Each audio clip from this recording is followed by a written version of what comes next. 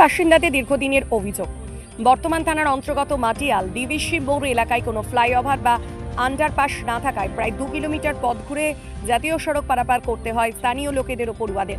মঙ্গলবার 19 নম্বর জাতীয় সড়কের ওপর ফ্লাইওভারের দাবিতে স্থানীয়দের সাথে স্কুল পড়ুয়ারা 19 নম্বর জাতীয় সড়ক অবরোধ করে রাস্তায় বসে পড়ল। প্লাকার্ড হাতে রাস্তায় বসে থাকা পড়ুয়ারা বলেন, দীর্ঘদিন ধরেই তাদের যাতায়াতের চরম ভোগান্তির শিকার হতে হচ্ছে। নির্দিষ্ট কোনো ফ্লাইওভার বা আন্ডারপাস না থাকায় অনেকটা পথ ঘুরে স্কুলে পৌঁছাতে হয়, ফলে প্রতিদিনই স্কুল পৌঁছাতেও তাদের দেরি হয়। এই সমস্যাটা দীর্ঘদিনের, বহুবার অভিযোগ জানিয়েও কোনো লাভ হয়নি, তাই বাধ্য হয়ে আজ সমস্যা সমাধানের দাবিতে জাতীয় সড়ক অবরোধ করা হয়েছে। এদিন জাতীয় সড়ক অবরোধের খবর পেয়ে ঘটনাস্থলে এসে পৌঁছায় বর্ধমান থানার পুলিশ। তারা পড়ুয়াদের সঙ্গে কথা বলে এবং তাদের দাবি বিবেচনা করে দেখার আশ্বাস দিলে অবরোধ তুলে নেয় পড়ুয়ারা। পাশাপাশি স্থানীয়দের অভিযোগ, এই সমস্যা বহুদিনের হলেও প্রশাসনের পক্ষ থেকে কোনো স্থায়ী পদক্ষেপ নেওয়া হয়নি। তবে এদিন পুলিশ প্রশাসনের আশ্বাসের পর কিছুটা স্বস্তি মিলছে।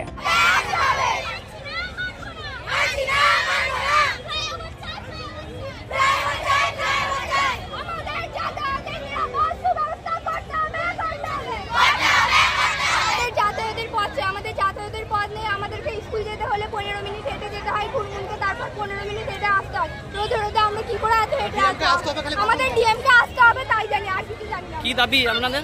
আমাদের ফ্লাইওভার চাই।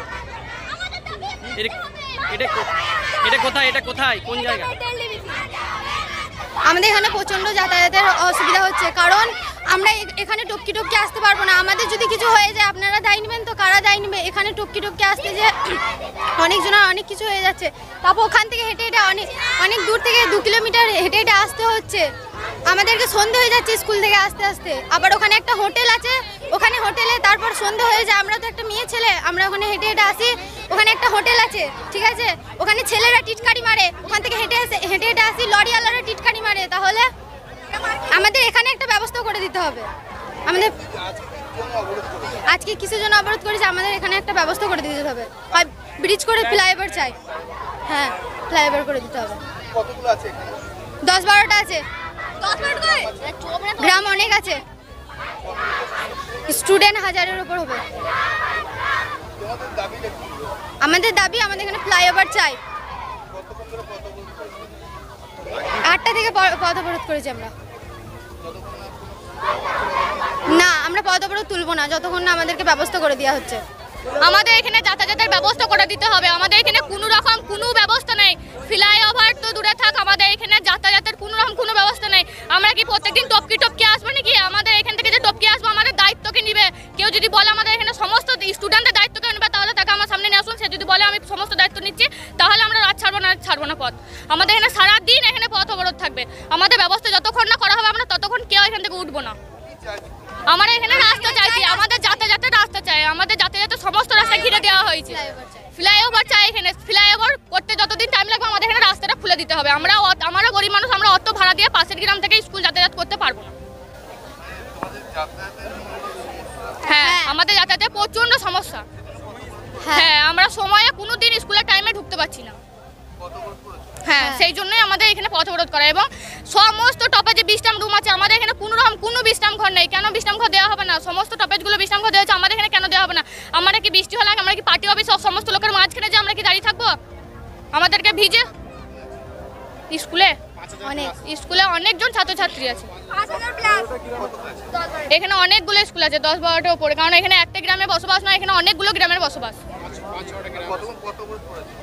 আমরা সকাল 7:30 থেকে এখানে পথ অবরোধ হয়েছে।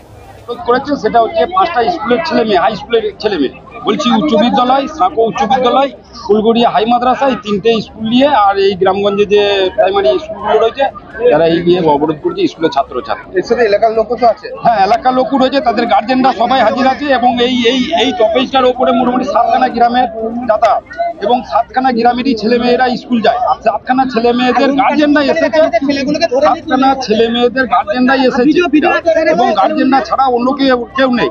7খানা গ্রামের বেড়ে গার্জেনরা যদি 2টো করে আসে, 1টা করে আসে, তাহলে কতজন হবে বলুন? এখানে আমরা মোটামুটি যখন 1500 লোক এখন জামায়াত আছে। আমাদের এইখানে প্রথম থেকে যেটা কথা হয়, আমরা NH কে দরখাস্ত করেছিলাম, NH এর দরখাস্ত আমাদের কোনো কর্ণপাত হলো না। মাঝে বললো যে তোমাদের এটা দরখাস্তটা চাপা পড়ে গেছে, আবার নতুন করে দরখাস্ত করো। আমরা 23 সালে আবার দরখাস্ত দিই, দরখাস্ত কোনো কর্ণপাত করে নেবো। তারপরে আমরা আইসিকে এইখানে একটা রোড অবরোধ করার জন্য আমরা পরিকল্পনা করছিলাম। আইসির কাছে খবর ছিল, আইসি উনি এলেন। এখানে পথ অবরোধ ছিল, ওদের কিছু দাবি ছিল, ওই দাবিগুলো আমরা শুনলাম। আগামীকাল আমরা একটা টেবিল টপ মিটিং ডেকেছি, আশা করি ওই দাবিগুলো আমরা মেটাতে পারবো। আর ওই জন্য আজকে পথ অবরোধটা তুলে নিয়েছি। হ্যাঁ, এটা ফুটওভার ব্রিজ হবে, ওটাই আশ্বাস দেওয়ার পরে এবার আমরা কালকে NH এর সাথে বসবো এটা নিয়ে। ওনাদের সাথে কথা হয়েছে, ওনারাও আশ্বাসন দিয়েছেন যে না, এটা আমরা করে দেবো, যে এখানে পাবলিকের খুব ডিমান্ড আছে এখানে, ওই জন্য এখানে আমরা করবো।